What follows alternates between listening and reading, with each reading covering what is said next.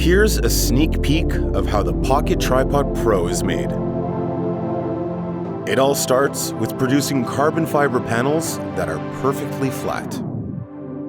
A high-precision CNC machine then cuts the panels and creates the skeletons that give the Pocket Tripod Pro its rigidity.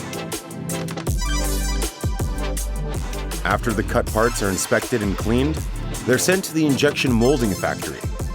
There, an operator places them inside of a mold where plastic flows around them to create components that later become part of the assembly.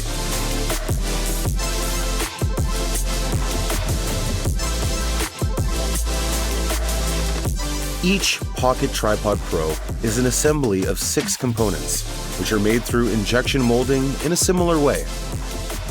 After the components are visually inspected, they're sent to the assembly line, where teams of operators create the final product.